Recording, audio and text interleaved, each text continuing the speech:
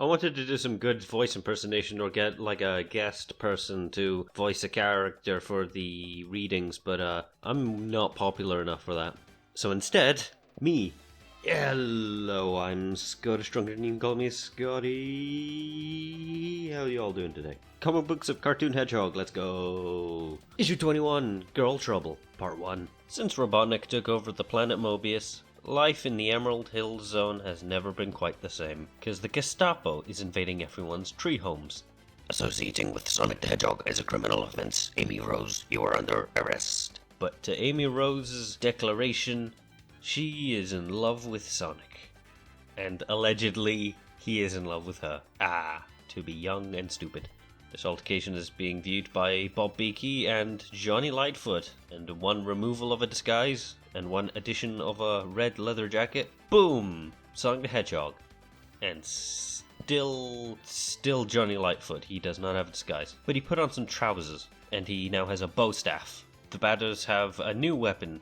They just fire a spike ball, shooting spikes in all directions. Superior accuracy by volume. Or the philosophy of, if you shoot everything, you're bound to hit something. Of course, being super speed, you can catch them all quite easily. However, the Gestapo police bots wind up taking Amy Rose back to Robotnik's hideout in the Special Zone to have her arrested for alleged fraternizing with a terrorist. Meanwhile, back at the Special Zone headquarters, which looks like a giant egg, Dr. Robotnik is talking with his marketing people.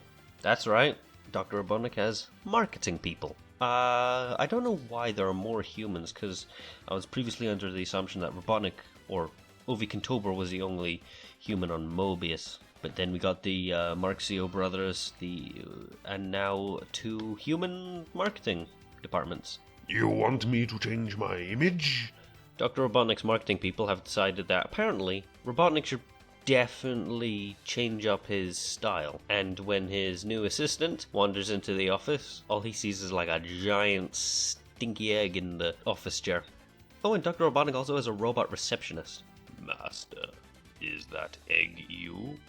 I really can't believe I just said that. Meanwhile, back at Sonic's secret underground hiding base, the computer program of Ovi Kintobor has began scanning the transmissions coming from the Special Zone Fortress and has set a course in order to rescue Amy Rose. It's weird that in order to make like a wider freedom fighter team, it just gave Porker Lewis and Johnny Lightfoot clothes. Meanwhile, Sonic and Tails are both nudists. I can't show this on TV to the children. One break into the fortress later, they find themselves surrounded by a giant bubble, of which there is no escape. I guess. Well, what have we here? I'm sorry, the good doctor can't greet you personally. He's just changing into something more comfortable. Dr. Robotnik has begun his transformation into a more hideous new form. Dr. Robotnik has changed. I feel different, more powerful, more deadly, more rotten than ever. That's right. Dr. Robotnik has transformed into the brand new Adventures of Sonic the Hedgehog form. And since I might as well talk about it, Grimer is the analog for Snively from the Sat AM cartoon. Because Nigel Kitching thought, oh bollocks, I gotta put Snively into the comic now. But then he heard back from SEGA and said, no, I'm actually not allowed to put Snively into the comics. Oh bugger. I buggered it up. And then had to quickly change the henchman to something new. And thus Grimer was born. Sonic tries to confirm his stance as a confirmed bachelor, but Amy Rose is insistent that there's at least some bit of romantic intrigue.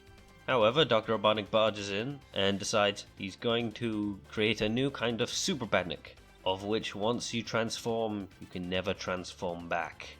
So the Cybermen from Doctor Who. However, Sonic now decides, a little wobble here, a little wobble there, boom! Rock and roll. Ever play 10-pin bowling? Sonic, you're not serious. Strike! I'll stop them. No, don't shoot, you idiot. One shot and Sonic and Johnny Lightfoot are freed from their filmy fortress, and now have enough time in order to rescue Amy Rose from her metal tomb of obedience, I guess. They're getting away! Somebody stop them! Stop! Stop somebody getting away! Somebody... I said don't shoot. And I mean, don't shoot. Do my eyes deceive me, or are you smashing the last bandit that could have caught Sonic? I got a little carried away. Carried away? Carried away? When I'm finished with you, you will be carried away! I apologize to the listeners for my bad. I cannot do a voice impersonation of Long John Baldry. Amy Rose now joins the Freedom Fighters, and a vague, possibly not promise, that she won't go around calling everyone Sonic's girlfriend. But now Grimer and Robotnik have the new plan. Operation Metallics. Might as well take a brief moment to talk about Amy Rose again. Interestingly, her spikes point up instead of down, possibly because of an interpretation or misinterpretation of the promotional material provided to the team. One of them has Amy's quills pointing upwards because of the position of, I guess, the wind flow. Normally her quills are down, but from this her quills are now pointed up in STC. The last of the Sonic stories is an Easter one. Happy Easter. It is now Groundhog Day as of recording this. In the front cover of the issue, there is an advertisement for a competition to win paperbacks of the Sonic the Comic stories. I was actually wondering why there was no paperbacks of Sonic the Comic. Interestingly, there is, by Rayvet Books. However, they're extremely limited. They were mostly just won in a competition, and the stories are limited. There's some of the first 10 stories from Sonic the Comic, and some of the Shinobi and Streets of Rage stories, and that encompasses all 4 paperbacks. I'd like them to do like a different, archive or big, thick paperbacks nowadays. You'd have to contact Rebellion Comics to do that, since they are the ones that currently own all the stories for Sonic the Comic. And 2 characters, which I will mention at a later time, are also owned by a different party. More at that at a later time. The Mystic Cave Zone. Amy Rose has gone missing. Again. God damn it. They managed to locate the door to a pirate base. However, the door closes, sealing Sonic and Tails inside. Bugs Bunny and Porky Pig, Johnny Lightfoot and Porker Lewis, wearing their matching SEGA brand merchandise, remain outside. Sonic and Tails find themselves completely surrounded and then electrocuted, taken prisoner by Captain Plunder, and these are the Mystic Cave Pirates. I'll give you one chance, matey, or your little friend takes the long fall. Alright, you've made your point. Now what do you want? Why, Chaos Emeralds, of course. The most precious gems in Mobius. And you have 'em. Sonic proclaims that Dr. Robotnik will never get the Chaos Emeralds, and he doesn't have pirates to do it. I'm not working for Robotnik, you poltroon. I stole these bannocks. That's what pirates do. I want these emeralds. Maybe this will change your mind. Tails, you can fly, you idiot. Oh yeah. Sonic takes the fight to the pirates themselves. Can't hurt me, sonny boy, I'm a ghost, so I am. Oh, Filch is a ghost, alright. Killed him myself, so I did. It was my fault taking the last biscuit, Captain. It was a jammy dodger. You may be a ghost, but you're not.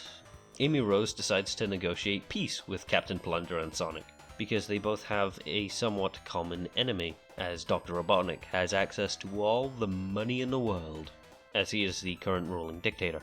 His deal is going to make you a fortune, Captain. I already have a fortune, Filch. I also have a plan. One that can still get me the Chaos Emeralds. Those poltroons haven't seen the last of Captain Plunder.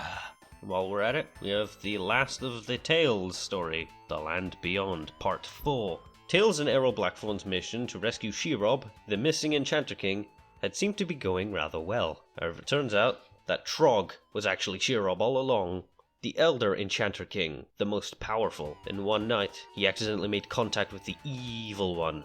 So we got layers and layers of different evil people. I guess it's like a pyramid scheme of evil. And since then, Sheerob had died. Trog was born.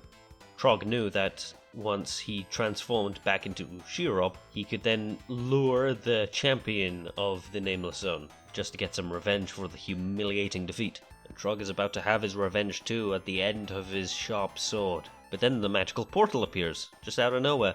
Errol and Tails manage to duck in very quickly before Trog deals the final blow. Errol is about to tell the Enchanter Kings about how Tails lied. However, he decides that for the heroism of going straight for Trog, he can let it slide, and that, trust me, they won't be wanting Shuro back anytime soon. Tails will return to his own adventures soon.